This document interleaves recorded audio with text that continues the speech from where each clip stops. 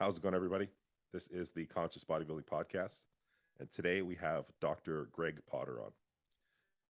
Dr. Potter has his Ph.D. in sleep with a focus on circadian rhythm, human metabolism, nutrition. I miss anything there? No, I think that's more than enough. Cool. And then you did your master's in exercise science as well. So, Yeah, master's and undergrad. Nice.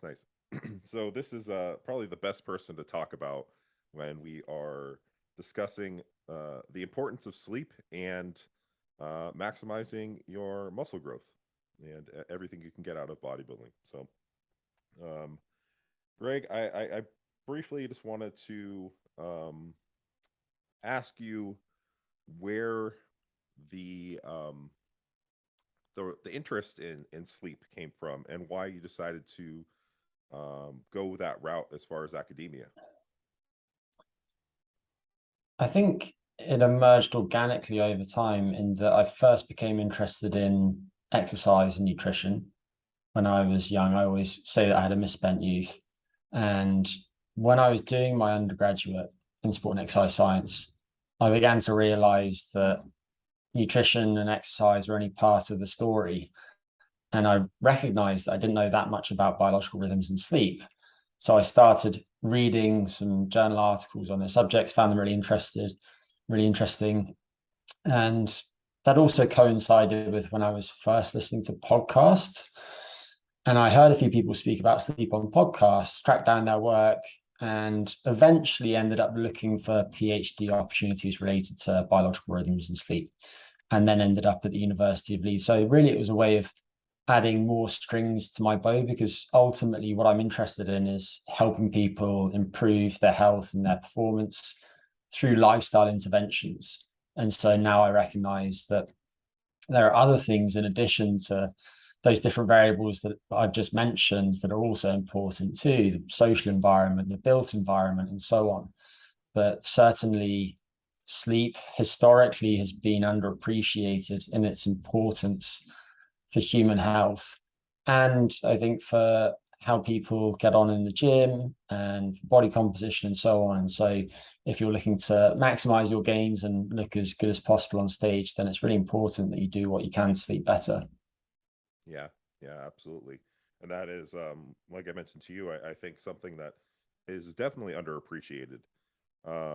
It's, I'm sure you're aware of this, is just the fact that, like, obviously our environments today tend to not be as conducive to sleep, with artificial light and just lots of stimulation all the time. And on top of that, I think it's still an underappreciated variable by a lot of people.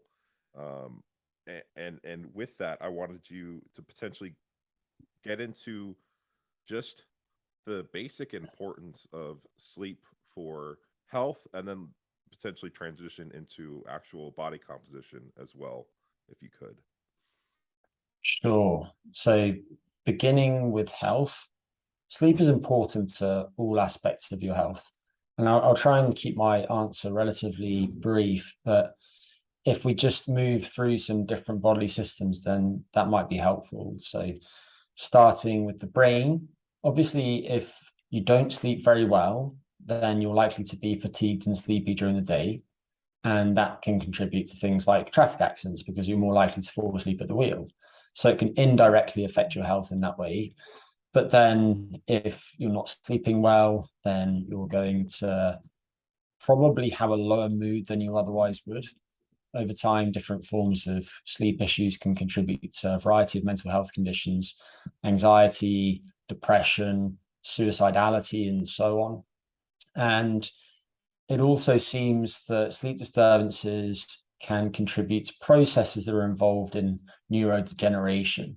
And so in many instances, sleep troubles precede the development of diseases such as Parkinson's disease and Alzheimer's disease. And so many people are interested in whether it's possible to improve some aspects of sleep to ward off those diseases in people who are predisposed to them for genetic reasons and so on. Moving on to the rest of the body, with respect to cardiometabolic health, I'll just use a couple of examples to illustrate the importance of sleep. So one is obstructive sleep apnea is a sleep disorder in which the upper airway, the pharynx, intermittently collapses during sleep. And that leads to gasping and choking.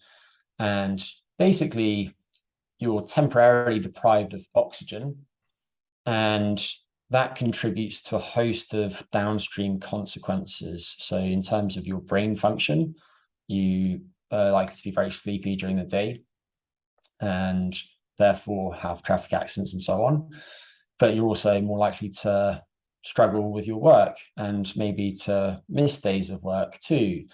There are lots of different consequences with respect to your cardiovascular health. So it seems that obstructive sleep apnea contributes to high blood pressure. And also because of that temporary deprivation of oxygen, which can happen hundreds of times a night, you are likely to have higher levels of oxidative stress. And we know that that can drive chronic inflammation, which contributes to a host of pathologies nowadays.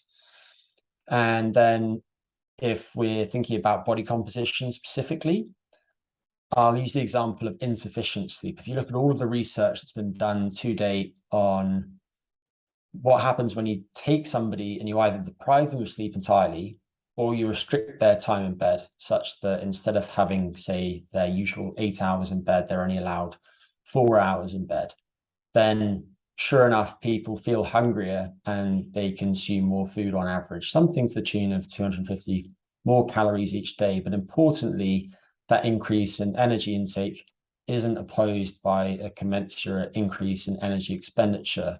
The result is a positive energy balance. Over time, that contributes to weight gain. But this is all done within the context of a hormonal and metabolic environment that is, if anything, shunting nutrients towards fat tissue as opposed to towards fat-free mass. And just to harp on that point for a second, if you take people and you put them on weight loss diets and one group is allowed sufficient time in bed and another group is not allowed enough time in bed, but you control the calories that they consume the same food, so the same ratios of protein, carbohydrate, and fat respectively, then what you find is that the people who aren't getting enough sleep lose substantially less fat mass and more fat-free mass, although the total amount of weight loss might be quite similar. And then if we think about immune function, then there is some very interesting evidence showing that if you take people and you expose them to viruses, you basically put a virus in their nose and you measure how long they're sleeping around the time of the virus, then the amount of sleep that they get around the time of exposure to the virus influences how likely they are to develop symptoms of the virus. There have also been studies looking at vaccination responses showing that, at least in the short term, if you deprive people of sleep around the time of vaccination, they produce fewer antibodies. And so it seems that both arms of the immune system are negatively affected by different types of sleep disturbances. And then the final thing that I'll mention is injury risk and musculoskeletal health, because in the context of bodybuilding, obviously you're trying to be healthy so that you don't miss training sessions and you want to turn up to training well rested so you've got plenty of energy for them. And while data on this aren't definitive, there's some evidence suggesting that people who regularly get less than roughly 7 hours of sleep are more likely to experience musculoskeletal injuries, such as muscle strains. Obviously, it depends on the type of activity that you're doing and so on, but if anything, that seems to be the case. And so if you're regularly not getting enough sleep, then it might be that you end up injuring yourself more frequently and you therefore can't make the gains that you otherwise would if you were healthy. So I'll pause there because I realized that was quite a lot to throw at you. Yeah, yeah. I mean, just even if I were to summarize it, it just seems like every body system or a lot of the body systems are negatively affected by poor sleep, right? Yeah, absolutely. It's essential. Your body needs sleep. Your body needs it, and your body actively tries to defend how much sleep it gets. And I think this point is often lost in discussions of the subject, because what I don't want to do is seem like I'm scaremongering. Right. It's very easy to make people anxious about their sleep when you rattle off all of the different health problems and performance consequences of sleeping poorly.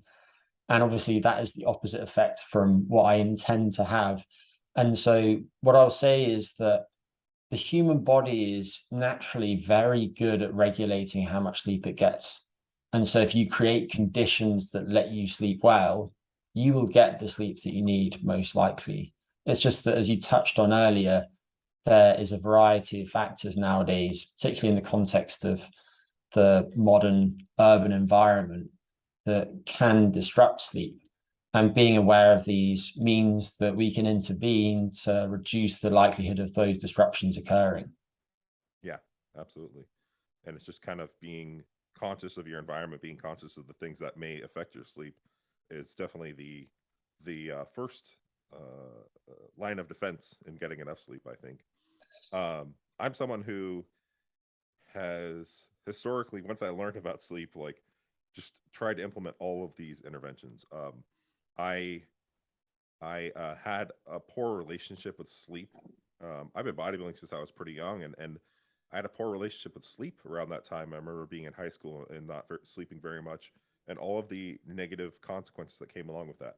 And I can just say anecdotally, based on all of the negative consequences you just described of not getting enough sleep, I experienced a lot of those. Like I remember having pain, and I don't know if you touched on this, but like my pain tolerance was negatively affected when I would not sleep enough. I remember distinctly going in the gym and not being able to be as resilient to training hard enough because it was just such a it was so heightened. I guess I was very sensitive to the pain that training had produced.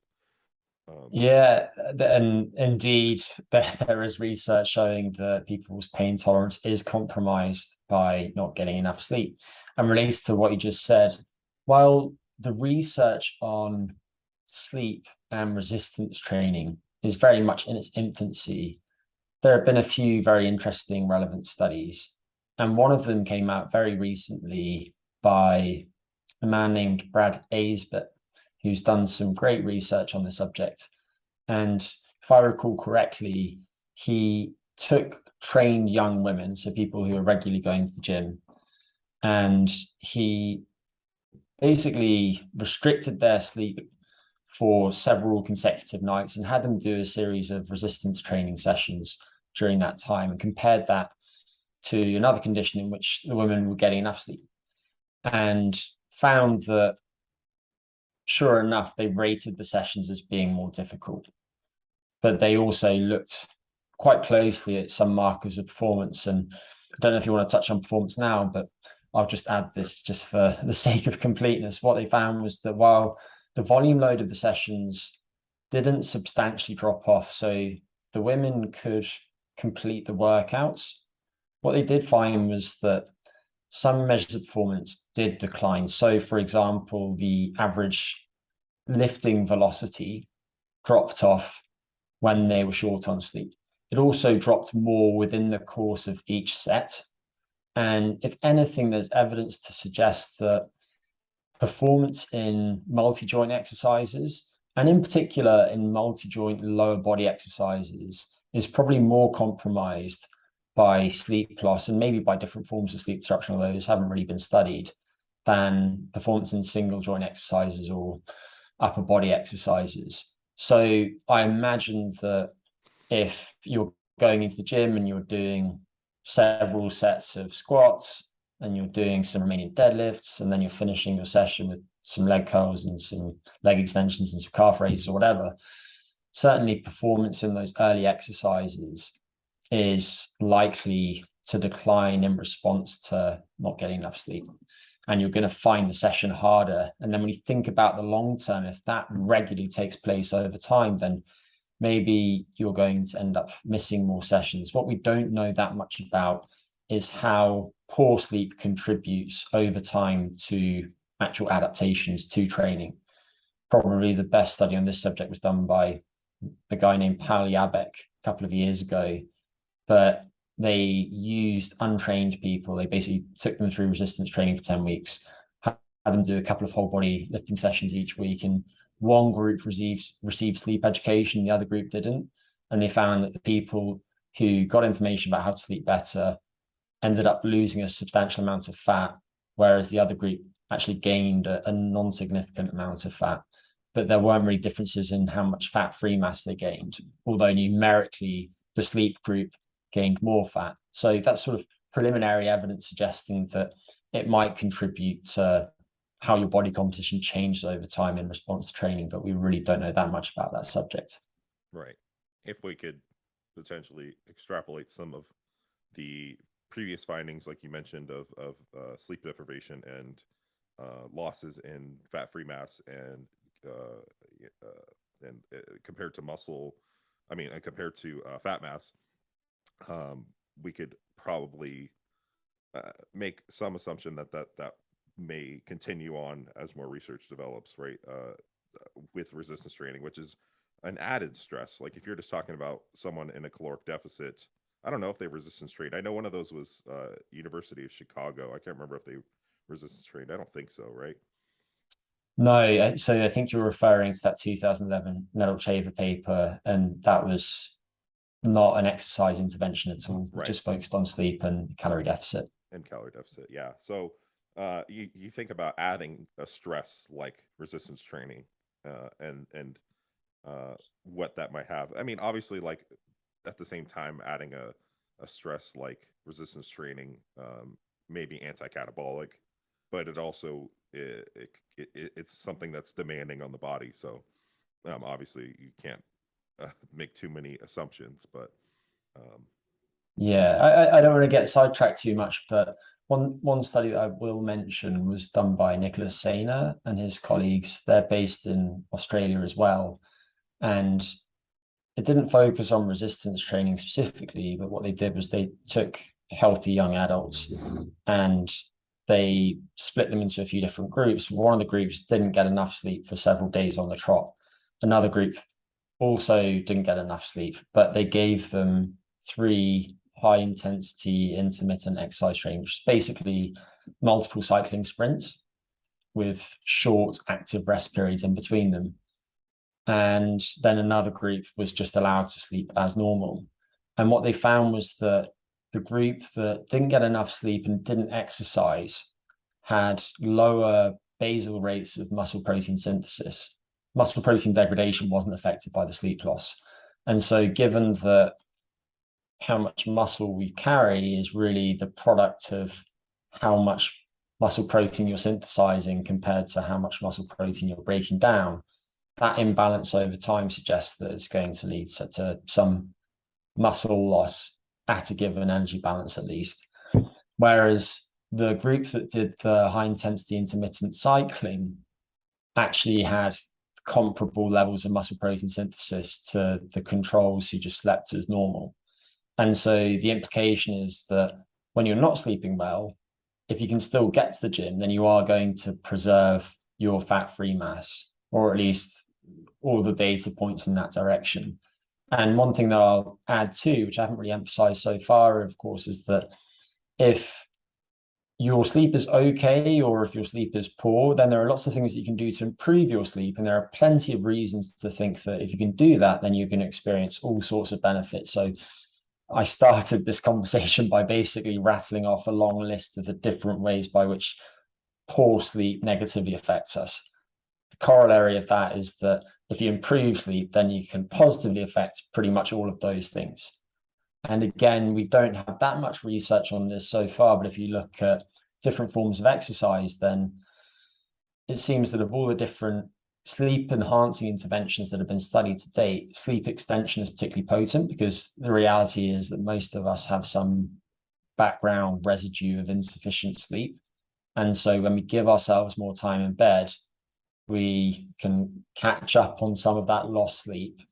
And different athletes have been studied, but if you take basketball players, for instance, several weeks of sleep extension was found to make them run a multi-directional sprint faster.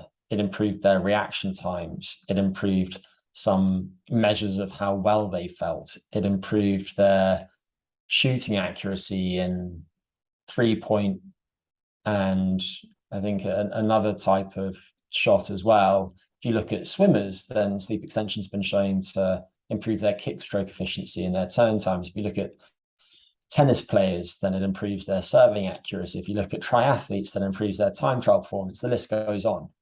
So I just want to make it really clear that there are loads of things you can do to sleep better, and they're bound to speed up your gains and make you feel better too. Yeah, absolutely. Especially talking to someone who has a high volume of training load, that sleep is probably something that would really be beneficial to someone who is training really hard in the gym. Now, when you mention sleep extension, it's been a while since I looked over. I know I looked at one of the research reviews by Mass. First of all, how much a night is a good amount of sleep? Because I think there's some misconceptions around that. And then what does sleep extension look like potentially?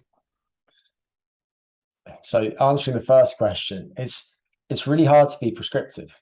And it's hard to be prescriptive for a few reasons. I'll give you the canned response, which is that the National Sleep Foundation recommends that 18 to 64-year-old adults should get 7 to 9 hours per night on average. Although if you look closely at their guidelines, then they say that some people might need as few as 6 hours and others might need as many as 10 hours. And you mentioned the fact that some people might need some more sleep. It does seem that if you're doing high training loads, you might need more sleep than other people. Again, this has been well studied, but if you take sedentary people and you put them through some sort of structured exercise training program, they fall asleep faster, they sleep more efficiently, meaning that they spend more of their time in bed actually asleep, but they sleep longer too. And it's because lots of different exposures each day can affect our sleep. So one of those is exercise, physical activity. Others include things like our exposures to pathogens. So, for instance, if you're exposed to a low load of a virus, then that can actually temporarily slightly deepen and prolong your sleep. Whereas if you're exposed to a high load of a virus, it can make certain stages of sleep basically go out the window, and it can actually really disrupt your sleep. And so the point is that sleep is very dynamic, and as these things change day by day, our sleep needs change as well. There are also some seasonal change in sleep. So there have been some really interesting experiments of people going camping, and these were done by some scientists in Colorado. And basically they had some people go camping in the summer, and then several years later, they did another experiment of people going camping in the winter, and they compared how long their biological night times were in the two seasons. Biological nighttime is basically measured by looking at how long your brain is producing substantial amounts of the hormone melatonin, which signals the cells throughout your body that it's dark outside, and therefore to engage in activities that are appropriate for the dark period.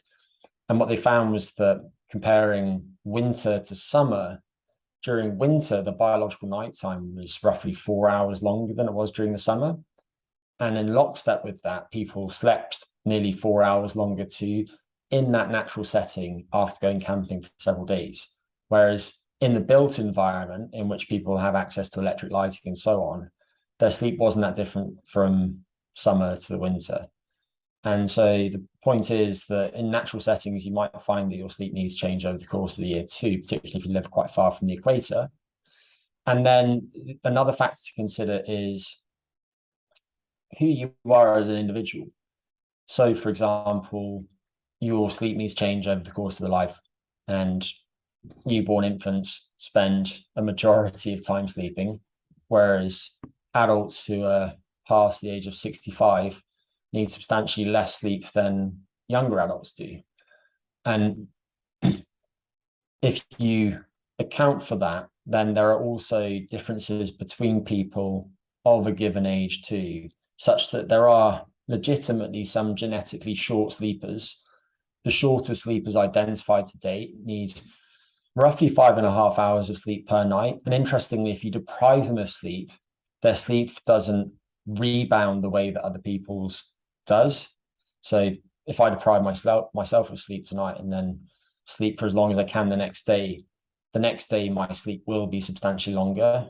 But these people are quite resilient in that way, and they don't seem to bounce back as much, and they cope better with insufficient sleep too. Whereas some people are long sleepers, and we don't know as much about the genetics of these people, but they do seem to need more sleep than the rest of us. And then in terms of you and trying to work out your own personal sleep needs, I think a helpful exercise to consider is how you would sleep if you were on holiday and you could do things exactly as you wished on your little desert island. And what you'd probably realize is that you do have a background of sleep loss, and that initially you would sleep substantially more than you currently do. And then after several days, your sleep would stabilize at some duration, which is quite possibly longer than what it currently is. And probably the most relevant experiments that have been done on this to date were really interesting. And they took healthy young people and they just let them sleep for as long as they could. These people were literally doing nothing apart from sleeping. And they found that initially they could sleep about 11 hours a night on average. But after a week or so, their sleep stabilized at around 8.5 hours. And so they paid off some of that residual sleep debt. And at that point, after a few days, they realized that 8.5 hours of sleep was about as much as they could sleep per 24 hours. And that was substantially longer than what they were getting at baseline. Now, finally, just to tie a bow in this, we were speaking initially about sleep extension. If you look at those studies of sleep extension in athletes that have showed performance improvements, they tend to have people spend about 10 hours in bed per night. Not necessarily per night, but people probably aim for about a 10-hour sleep opportunity per 24-hour cycle on average.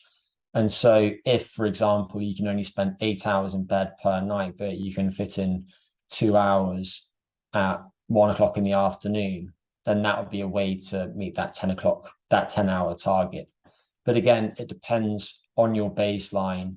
And I think being pragmatic for a lot of people, extending time in bed per 24 hours by something like 1 to 2 hours is doable and does yield some benefits in terms of how they feel and function.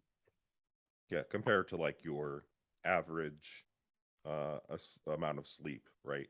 Like that you're essentially, like you mentioned, if you're on holiday and you have no obligations, extending that 1 or 2 hours would probably be where the benefit is realized, essentially. Yeah, just extending Well, I guess, however yeah, long you're spending in bed that's what now. you And mean. the point is that the benefits will accrue over time. So it's what you're doing on a regular basis that matters. Yeah, yeah, consistently having better sleep hygiene and sleeping more.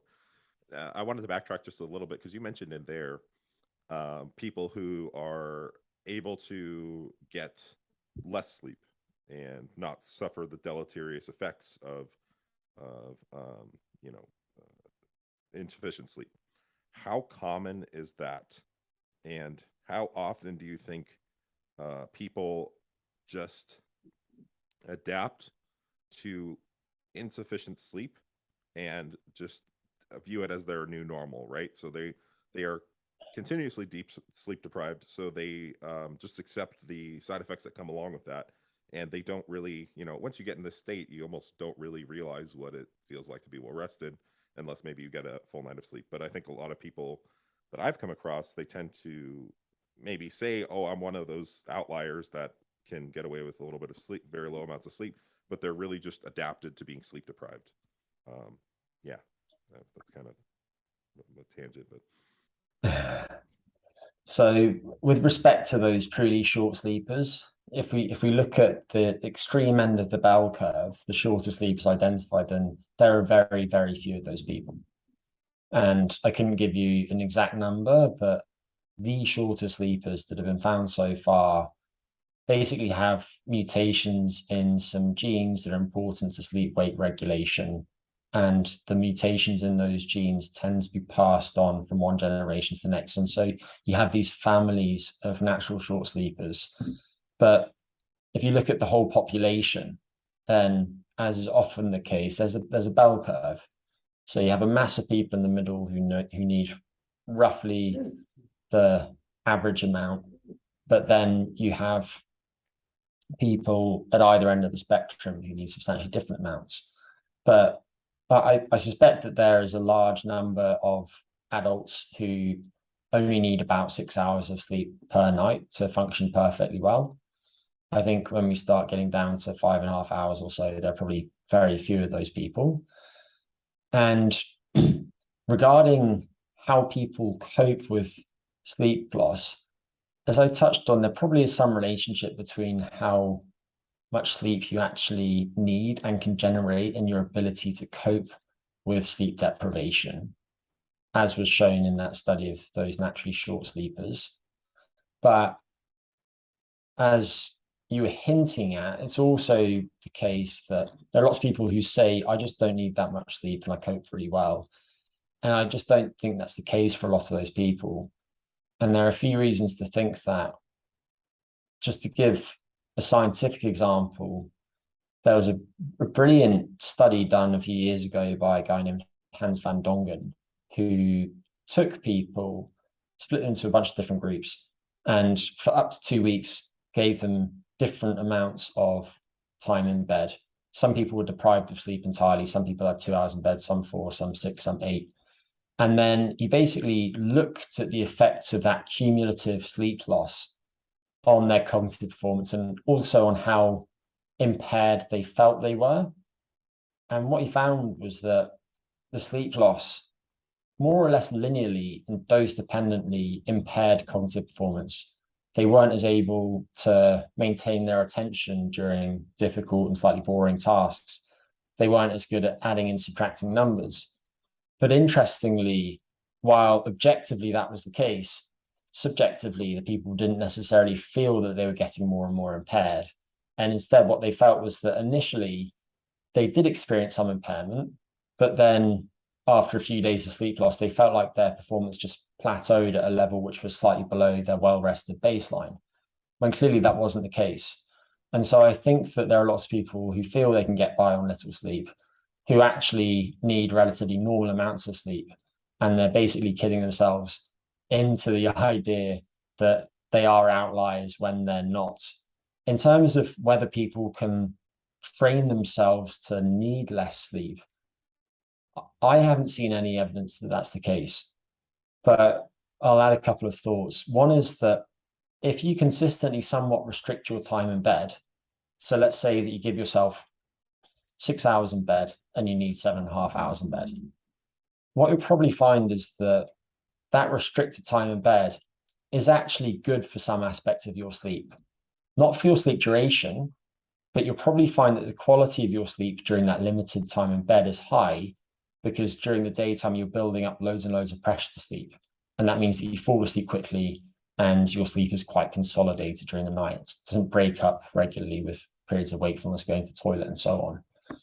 Another is that when we think about sleep health as a construct, there are several elements to it. One of them is sleep duration, but one of them is quality, and one of them is timing.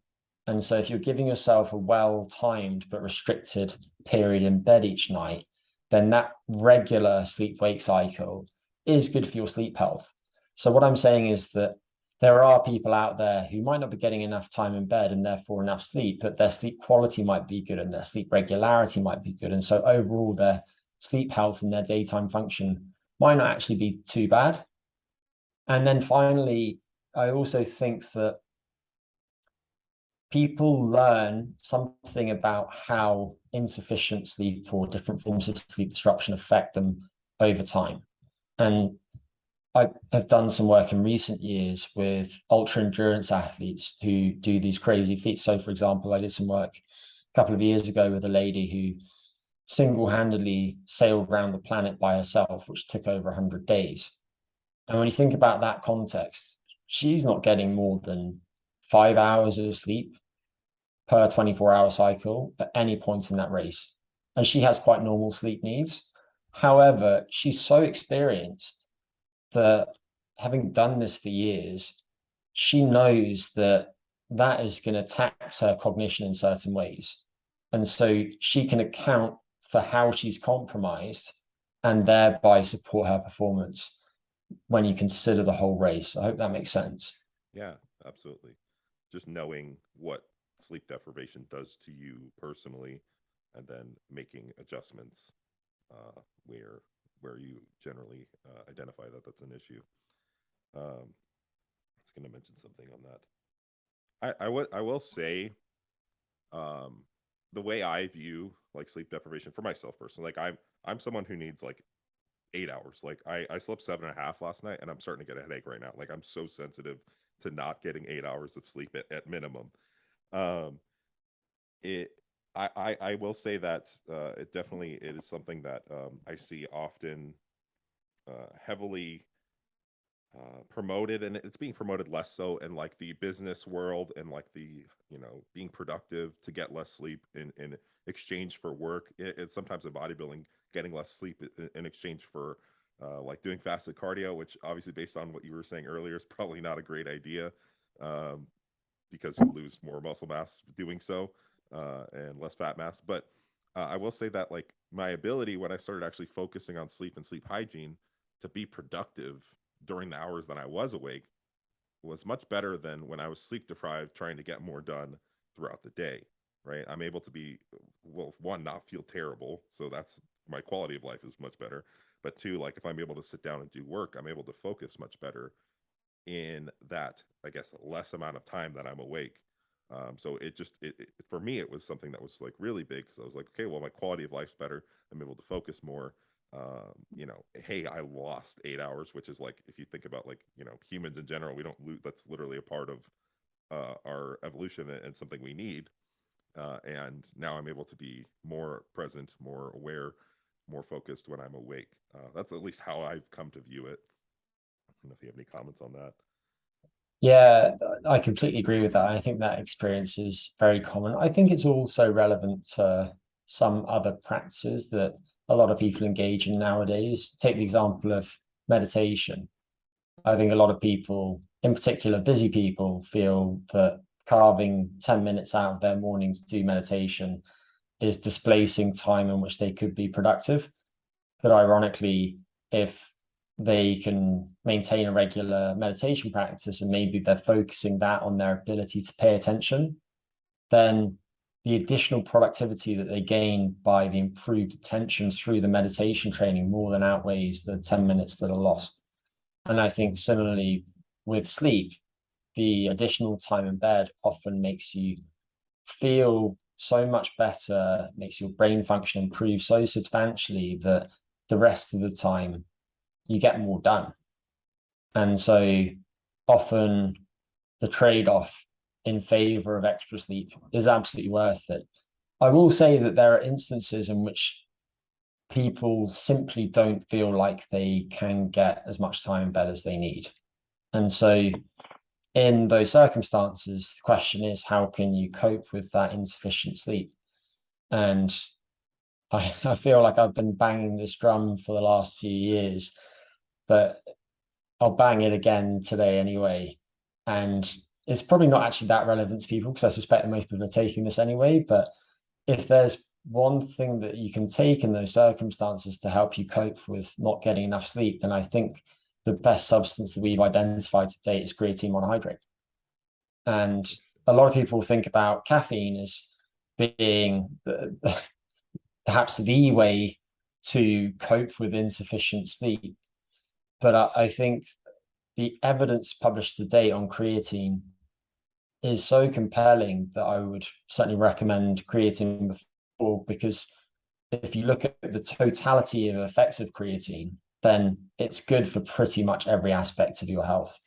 And the reason that it's relevant to sleep loss is that when people think about creatine, they think about it boosting muscle phosphocreatine stores, thereby supporting performance in brief, high intensity exercise bouts, as well as some effects on things like processes that are involved in the growth of skeletal muscle. However, creatine also boosts creatine stores in the brain. And the relevance of that is that your brain is incredibly energy hungry. And as you're awake during the day, especially if that's for an extended period, and you're doing things that are difficult. So if you're doing something that really taxes you cognitively, maybe you're coding, maybe you're learning a new language, maybe you're working on spreadsheets or presentation that has content that's unfamiliar to you, then it's really important to have a brain energy supply that's adequate for the task. And if you take creatine, certainly at high doses, a lot of the studies that have been done on this have people creatine load by taking 5 grams of creatine 4 times a day for 5 to 7 days. But I suspect that eventually you probably get to similar levels just through a maintenance dose of around 5 grams per day. Then you can probably boost your brain creatine stores by something like 5 to 10%. And what that's been found to do is help people better cope with sleep deprivation. And so basically what you're doing is you're reducing the accumulation of sleep promoting chemicals in the brain, in particular adenosine and ATP during wakefulness, because the high energy phosphates from creatine phosphate can basically support your brain's energy levels. And as a result, you're less sleepy, your cognitive performance is better preserved. And there are some data suggesting that physical performance might be better preserved too. So, for example, there was some work done on rugby players doing a passing task showing that their performance dropped off less after creatine supplementation in response to repeated nights of sleep restriction. So creatine is not only great for your muscles, but it's great for your brain. And it is also probably going to help you cope with sleep loss at those times when you inevitably have to lose sleep. So say if you're a newborn parent, a parent of a newborn, for example. Yeah, that's something I've heard, and I've made sure to stay on my supplementation, especially when I'm, um, experiencing periods of less sleep. Would you say that someone who's already been taking, say, 5 grams a day, they just continue on their dosage and they should be okay because they're already saturated? Yeah.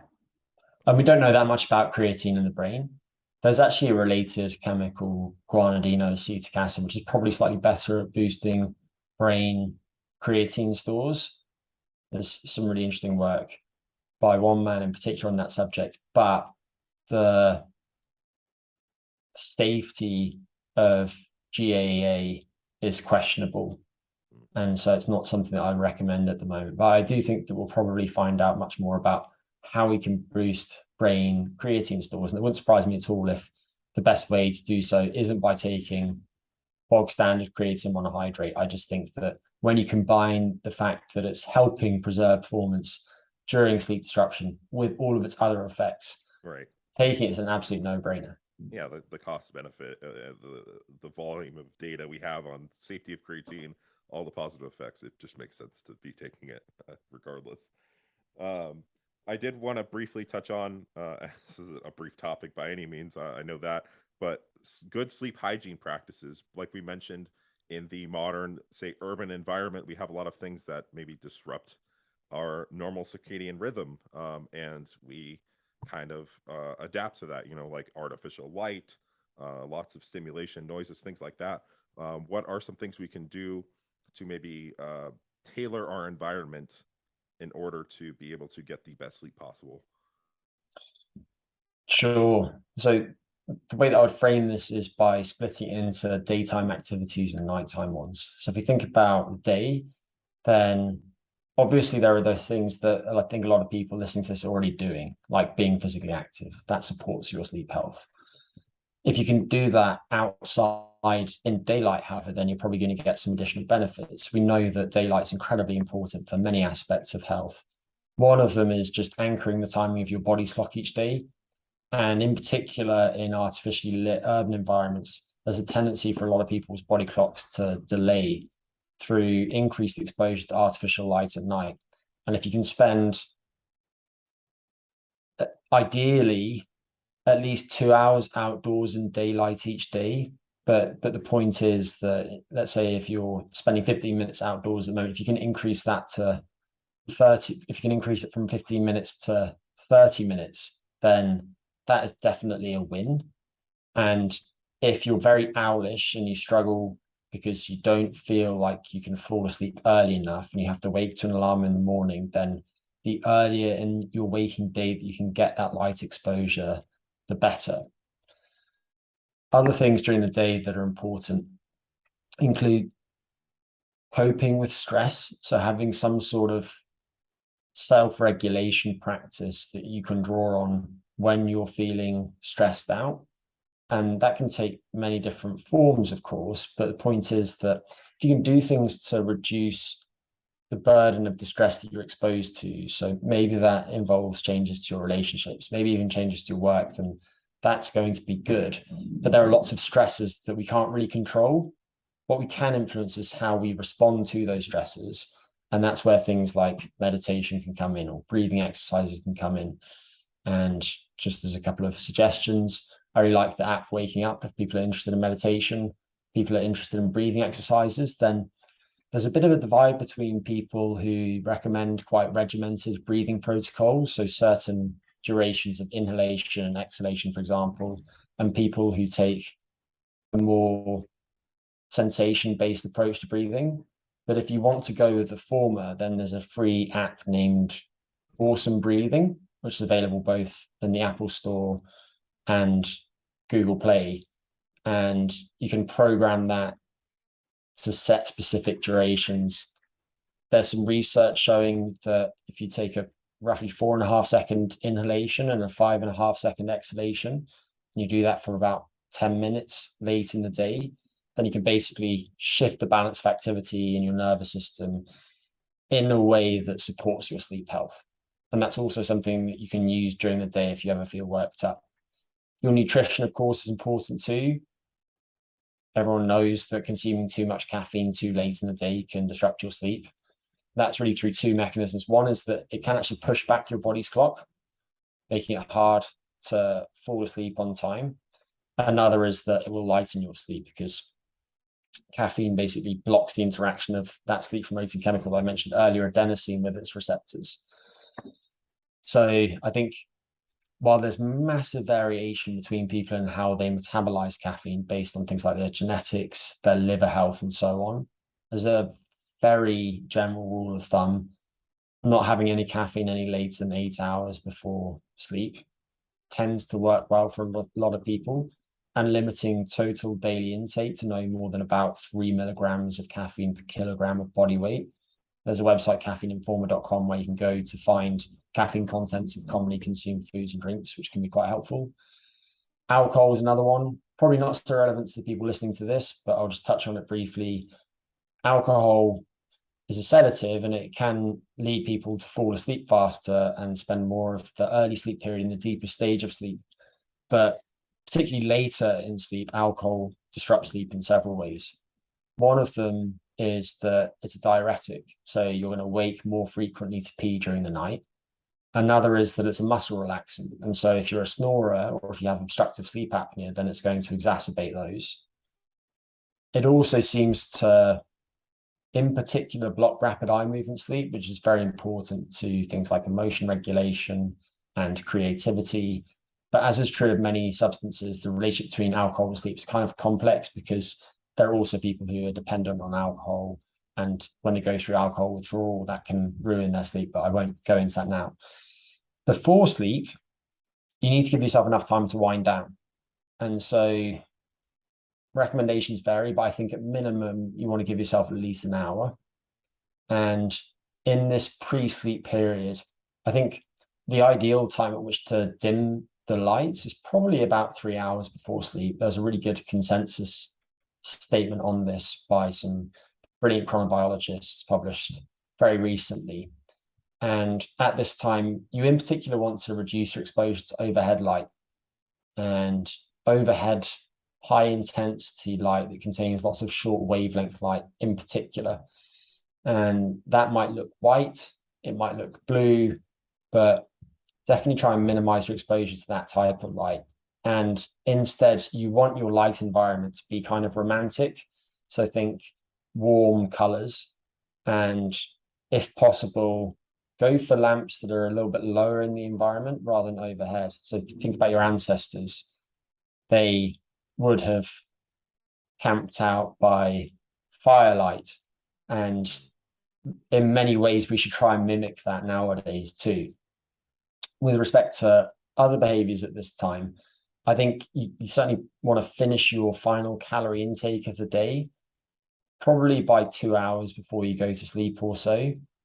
And ideally, you don't want to go to bed too hungry or too full. Either of those can disrupt sleep. And then regarding relaxing activities at this time, I think listening to music that chills you out can be a really good option. Reading a book can be great. Having a hot shower for 10 minutes or so in the 1 to 2 hours before bed can be really helpful, because it basically helps you lose heat more quickly from your core. And it's a drop in core temperature that occurs around the time that you go to sleep. And that facilitates sleep onset and helps you stay asleep too. And then finally, there is device use before sleep. And as a general rule, I think switching off your devices at least half an hour before bed works well and is doable.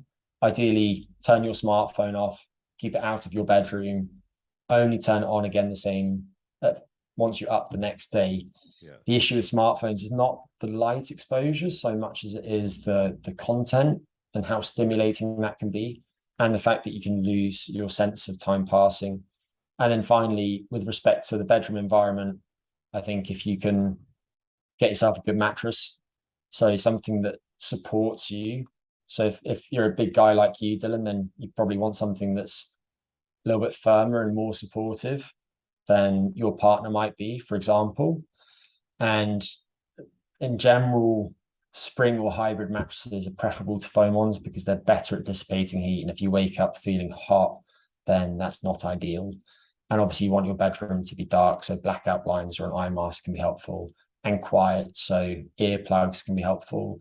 But there are also other devices that can help with noise too. So for example, you might find if you use a fan to keep you cool, then that has the dual purpose of also drowning out noises that would otherwise wake you up. So that was a big long list. Sorry for the diatribe. No, not at all. That's super, super helpful. And obviously, there are a lot of things that come along with it, and potentially identifying some things that particularly impact you. Because I've optimized a lot of these things over time, and there were certain things that I did that made even bigger differences in my actual sleep quality.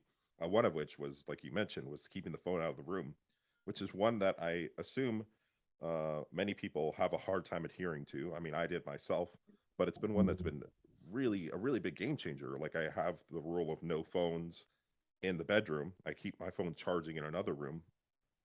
One, I go to sleep faster. My sleep latency is better, but I also don't wake up and check my phone and stay in bed for a long period of time. So it gets me up because you're like, you have this motivation to go check your phone. So it's like, okay, boom, you're out of bed when you need to get out of bed. So that one was really huge for me for normalizing my sleep pattern, because it's like, okay, wind down. I have this time that I start eating. I start doing all my normal sleep hygiene stuff. Phone goes in the other room. And then, okay, I wake up at this given time. Oh, I want to go check my notifications. I got to get up, go in the other room. So for me, that was a really big kind of like, not hack, but something that was really beneficial for myself, and a number of other things. I am going to get you out of here in one sec. Briefly, if you do have sleep apnea, you mentioned it a couple times, how important it is to manage that? Really important. Yeah. And when people who have had undiagnosed sleep apnea for a long period get diagnosed and get treated, they often describe it as being like a brain transplant, because they just feel so different. You didn't get enough sleep last night, Dylan.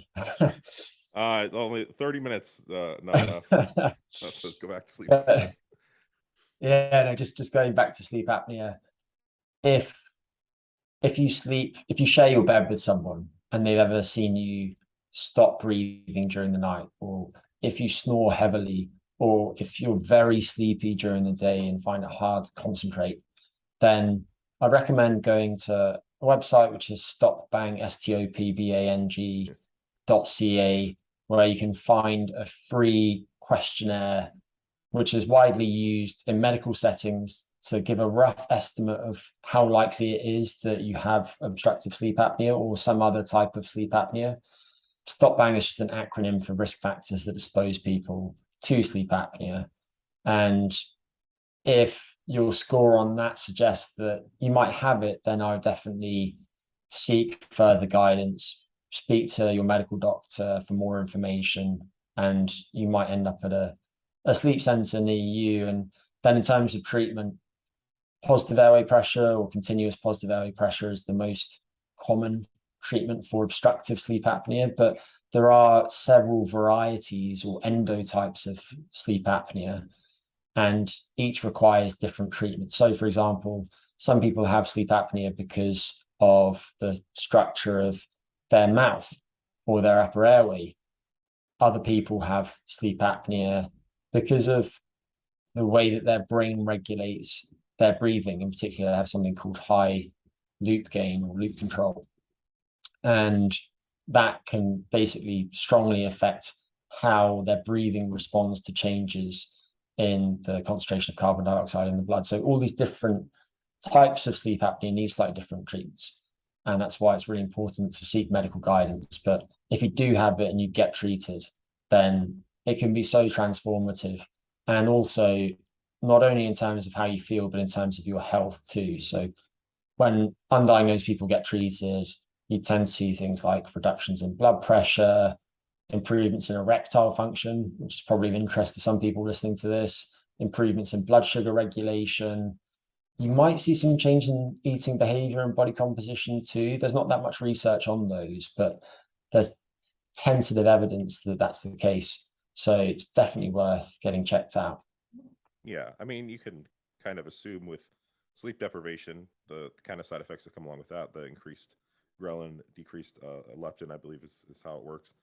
If you have sleep apnea and your sleep quality is reduced, you're essentially getting less sleep, even if you're in the bed for a period of time. So you can maybe make some assumption that that might be similar. I know that for myself, I was generally a lot more hungry before I treated my sleep apnea, and a lot of the things that plague bigger bodybuilders, like higher blood pressure, like poor glucose regulation, high oxidative stress.